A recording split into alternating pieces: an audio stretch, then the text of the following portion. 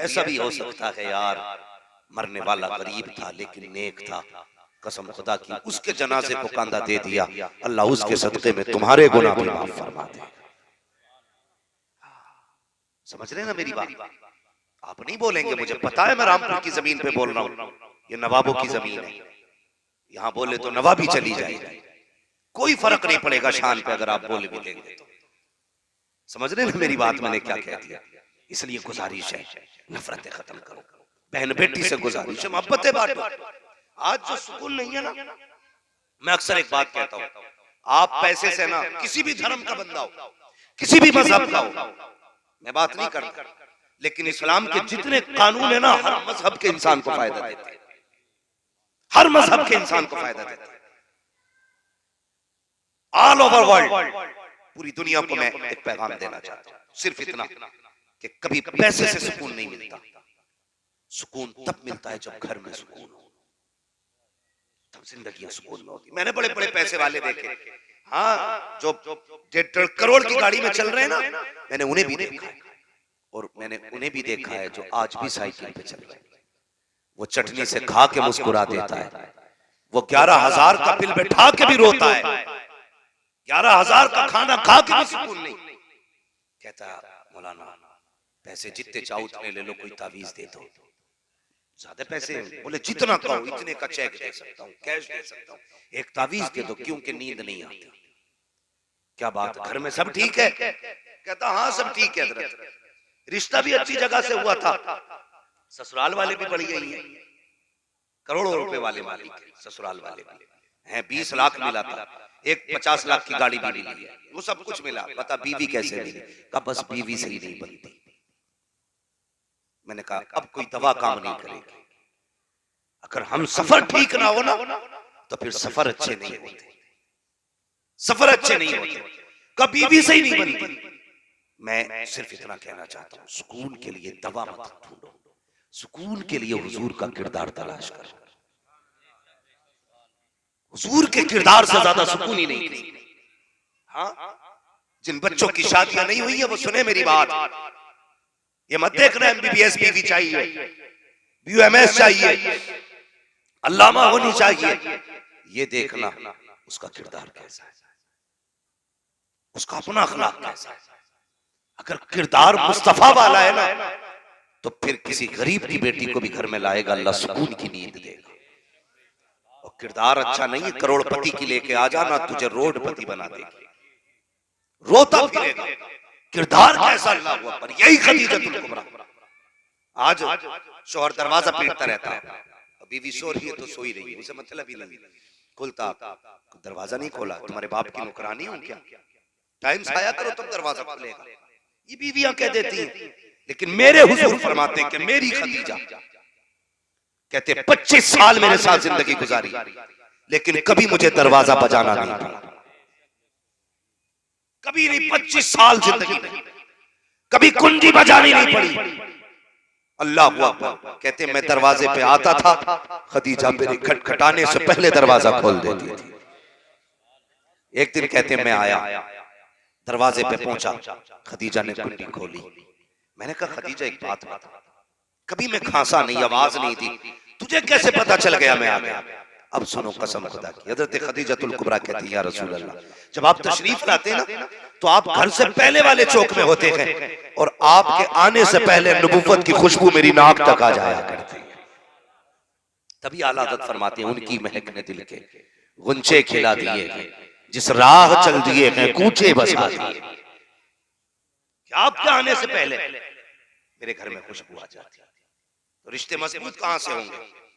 जिस बेटी से रिश्ता होता है ना, अभी प्रधान जी बात में हंसा रहे थे, किसी बच्ची के पास गए, रोने लगी, कहने लगे मैंने उससे ये कहा, मैंने तेरे फोन करके पता कर लिया, सास भी अच्छी है ससुर भी अच्छे है, बात कर रहे थे, लेकिन एक बात मैं कहूँ, थोड़ा सा मेरी बात को ना सीरियसली बहुत गौर से सुनो, हमारे घर की बहुएं हमारी इज्जत क्यों नहीं करती?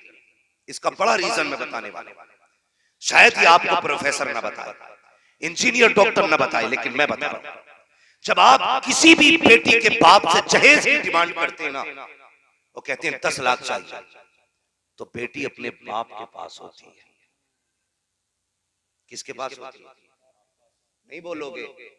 अगर तुम पठान हो मैं भी तुरक, तुम्हारी खसा भी अपनी जगह, मेरी खसा भी अपनी जगह। बोलो नहीं, इन पे मिट्टी का असर है भाई, ये रामपुरी लोग हैं। अल्लाह सलामत रखे, बस मुस्कुराते रहो। बोलो जरा, किसके पास होती है? बाप के पास। इधर बारात में 8 दिन रह गए, इधर ससुराल से फोन आता बच्ची की कि भाई पहले कैश की 5 लाख की बात थी लेकिन 8 चाहिए, 8 करना पड़ेगा, 8 लाख। बाप का चेहरा उतरता है। बेटी बेटी होती है, वो चेहरा पढ़ लेती है, मेरे बाप को किसी दुख ने सताया। पास बाप के बैठ के कहती है अब्बा आज आधी रोटी खाई। क्या बात है, तबीयत ठीक है? बाबा हर दिन 1.5 रोटी खाते थे, आज आधी क्यों?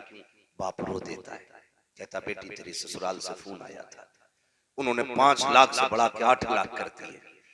बेटी जानती है मेरा बाप रिक्शा चलाता है, मेरा बाप ठेला चलाता है, मेरा बाप फल बेचता है, मेरा बाप सब्जी बेचता है, मेरा बाप मजदूरी करता है, ईंटें ठोक के उसने 5 लाख इकट्ठे किए। रो देती है यार बेटी। कहती है अब्बा फिर? का बेटी फिर क्या सोचूं, मेरा तो जी चाहता है कि मैं जमीन बेचूं और उनकी मांग पूरी करूं। बेटी कहती ना बाप, मेरा गला दबा दे, मैं मर जाऊंगी, तेरे दुख खत्म हो जाएंगे। एक बाप घर बेच के 8 लाख जब तुम्हारी डिमांड पूरी करता है ना, वो बेटी के दिल पे लिखी रहती है। जब तेरे घर में आती है 1000 बेटी कह ले, उसे याद है ये वो जालिम है जिसने बाप की जमीन बिकवा दी थी। ये वो लोग हैं जिन्होंने कहा था 8 लाख पूरे न किए तो बारात नहीं आएगी। ये वो लोग हैं जिन्होंने कहा था डिमांड पूरी नहीं की गई बारात नहीं लेके आएंगे।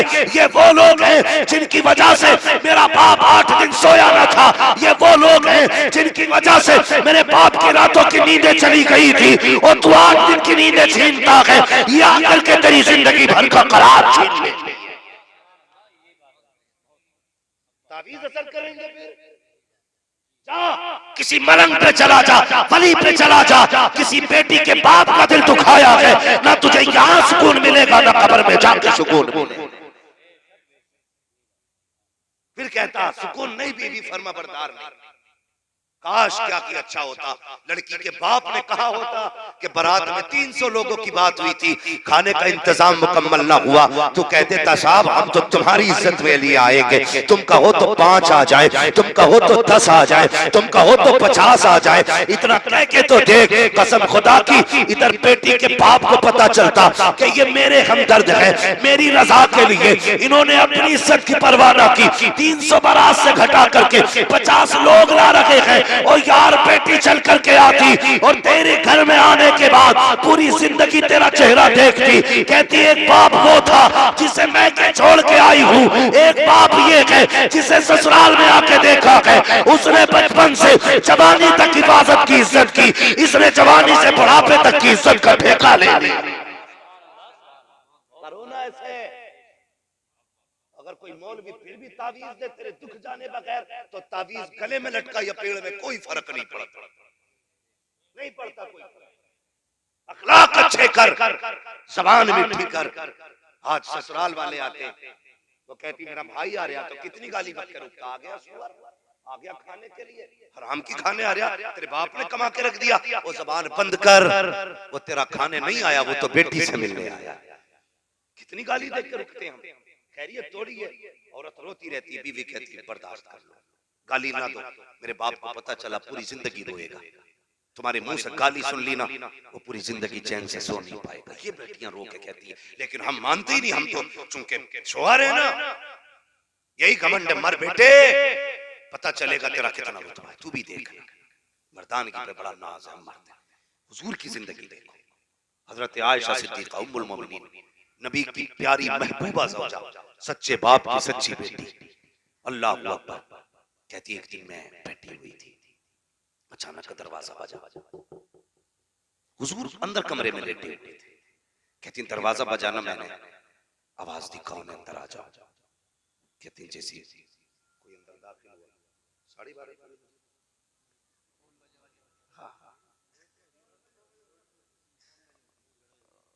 अच्छा थोड़ी देर गुफ्तगू कर ली जाए, अभी भूख तो तेज नहीं लगी।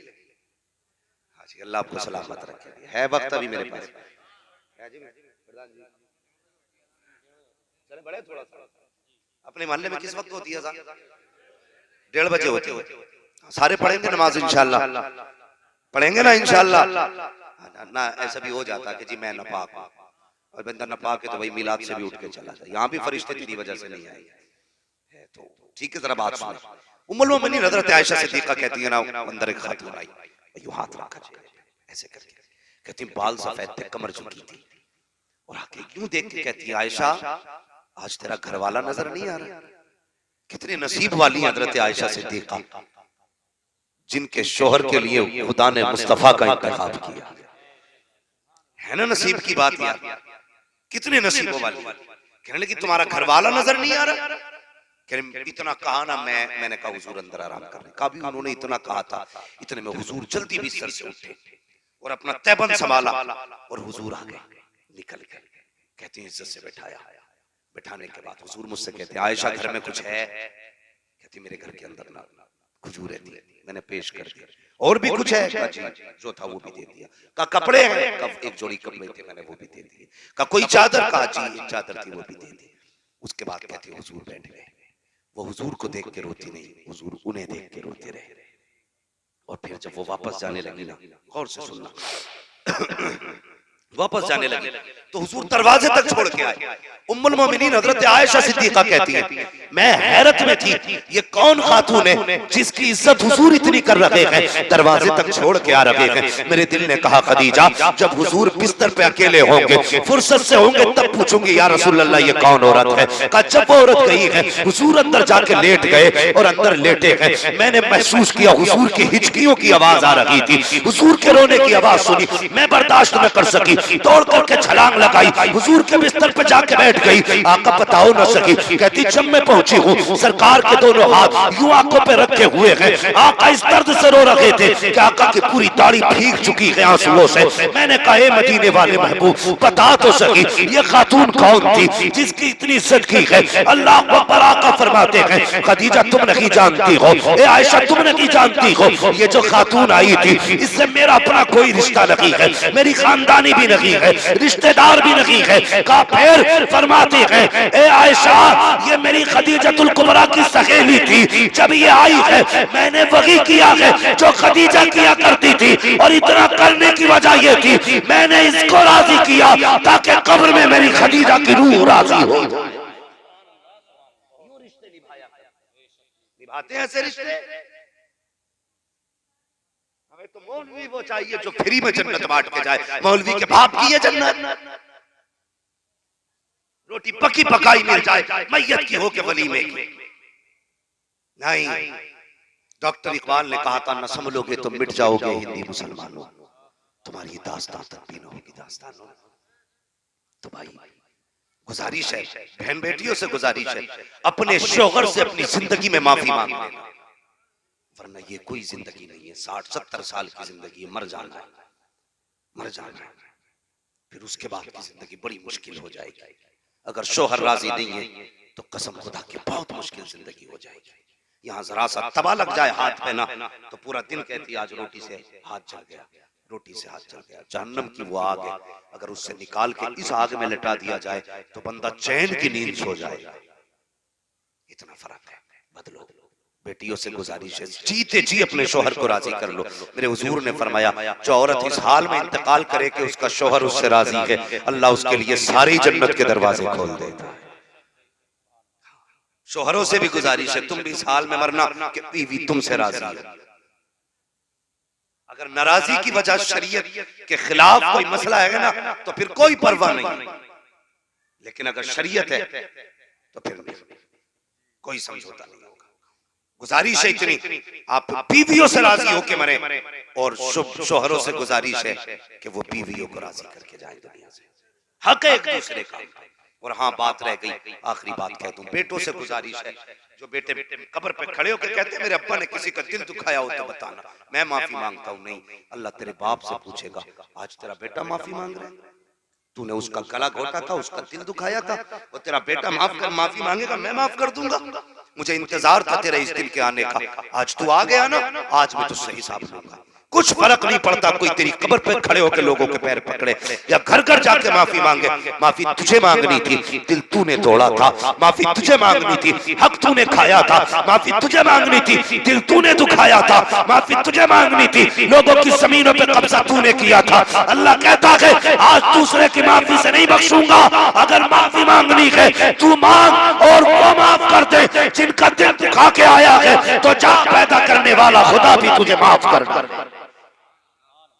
तुमसे भी गुजारिश, जीते जी माफी मांग के मरना, किसी का हक लेके न मरना, किसी का हक लेके न मरना।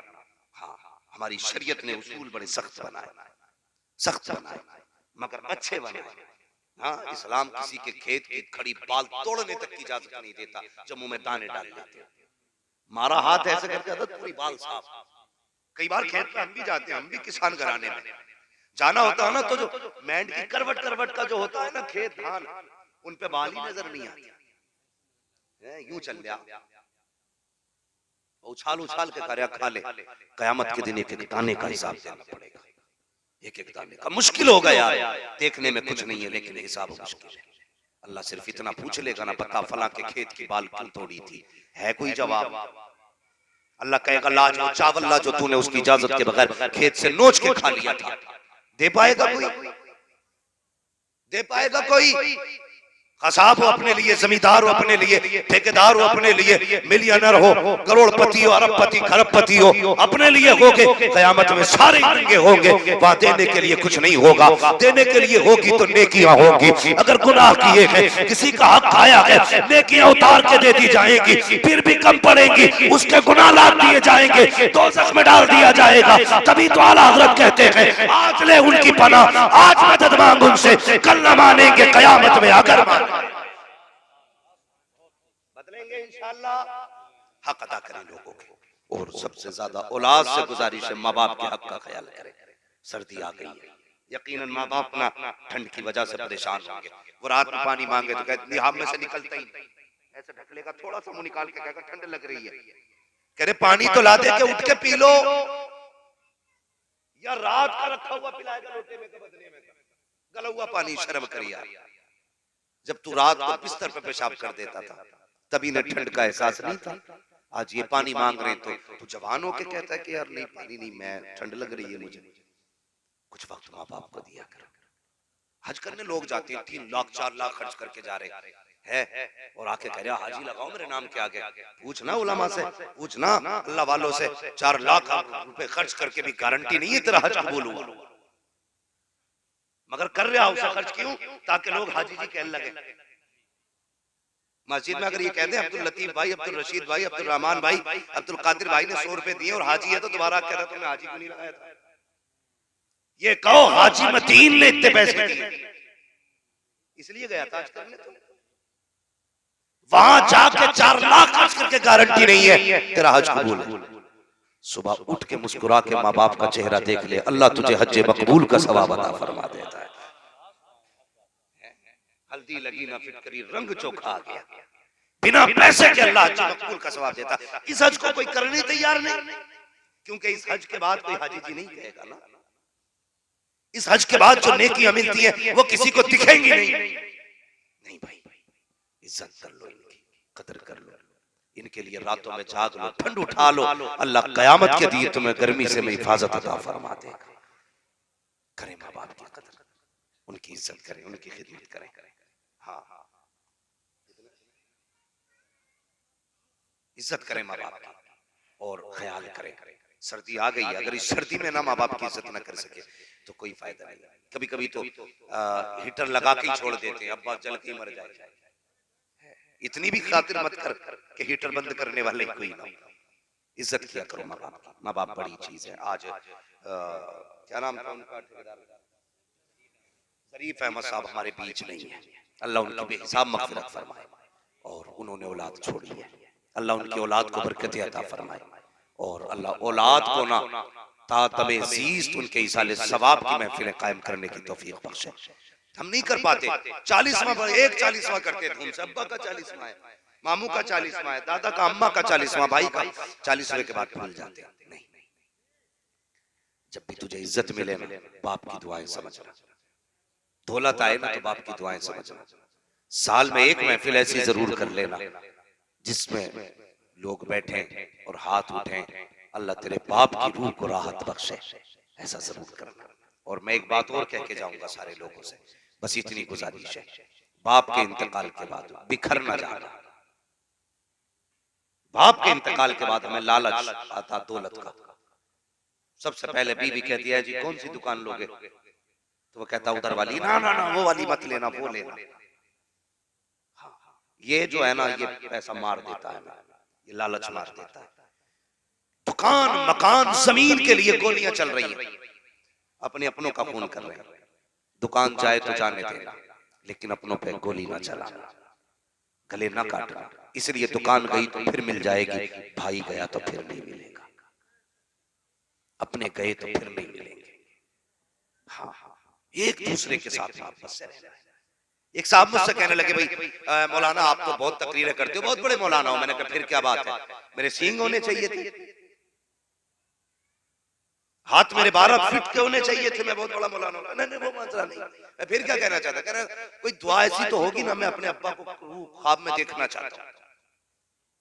मैंने कहा अच्छा, कहने लगा माँ बाप नहीं है, मैं चाहता हूं मैं उन्हें देखूं, बड़ा दिल कर रहा है। मैंने उसके लिए दुआ चाहिए तुझे, कहने लगा मैंने एक बात याद रखा। मैंने उसने कहा क्या, मैंने कहा सुन, अपने घर में ना शानदार खाना बनवा, जितनी बहनें ससुराल में सबकी दावत कर, जितने भाई अलग अलग रह रहे हैं सबकी दावत कर, एक दस्तरखान पर सारे बैठ जाओ, भाई बहन मिलकर बैठो, फिर नजर उठा के देखना, किसी के मुस्कुराते चेहरे में भाई के चेहरे में बाप का चेहरा दिखाई देगा, बहन के मुस्कुराते चेहरे में माँ का चेहरा दिखाई दे जाएगा। किसी वजीफे की जरूरत नहीं है, एक बार मिलकर बैठ जा, तुम्हारी महफिल में तुम्हें बाप भी नजर आ जाएगा, तुम्हें माँ भी नजर आ जाएगा। लेकिन हम ये करना नहीं चाहते, करें ऐसा, मोहब्बतें बांटे, प्यार बांटे और कोशिश करें रिश्तों का ख्याल करना। बाप के इंतकाल के बाद लोग कहते हैं बेटी का मैका तब तक होता है जब तक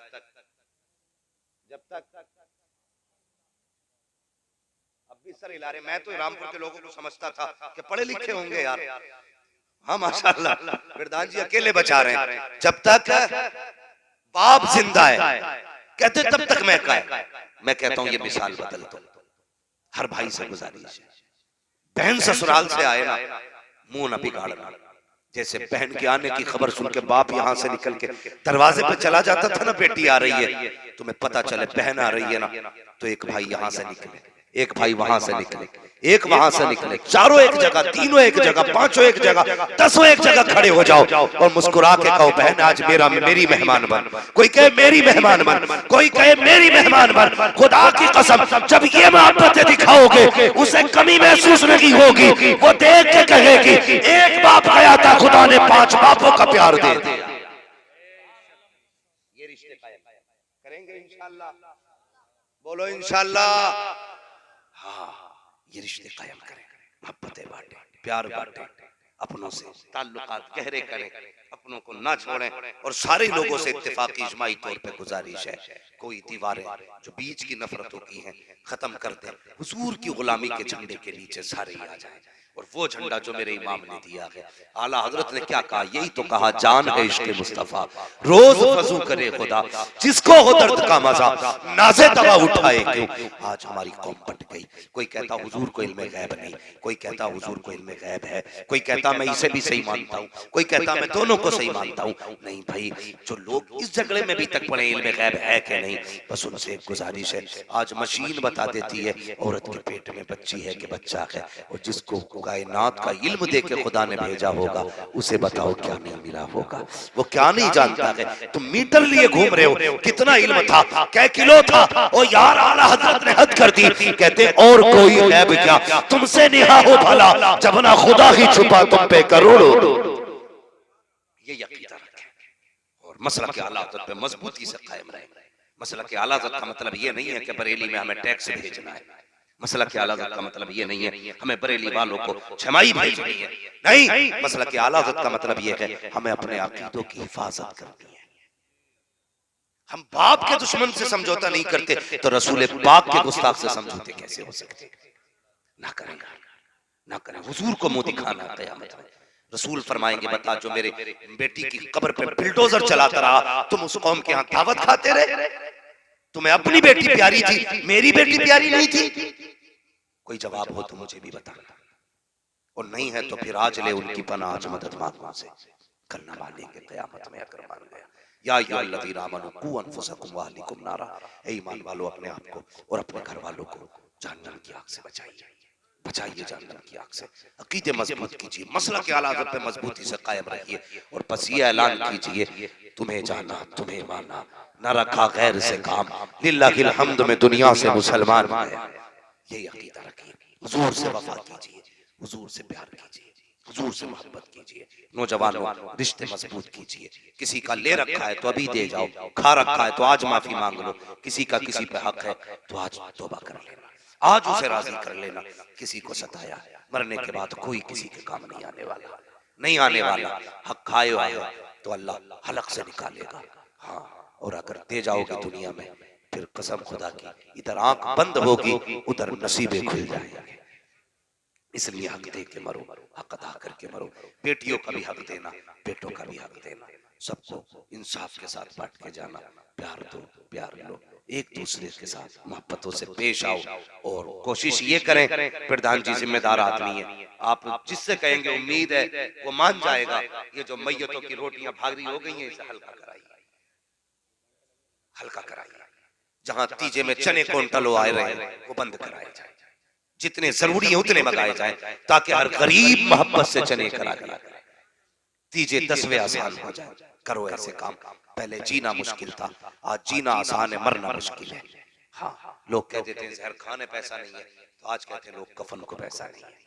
तो ये काम करिए, काम कीजिए, और जिंदगी कोई ज्यादा दिन की नहीं है। हर बंदा अपनी जगह पे काम करे, मरना है। चलते फिरते हादसे हो रहे रोडों पे, देखो 10-10, 8-8 एक साथ मर जाते हैं, कुछ नहीं पता है किस दिन किसकी मैयत का ऐलान मस्जिद से हो जाए, कोई गारंटी है?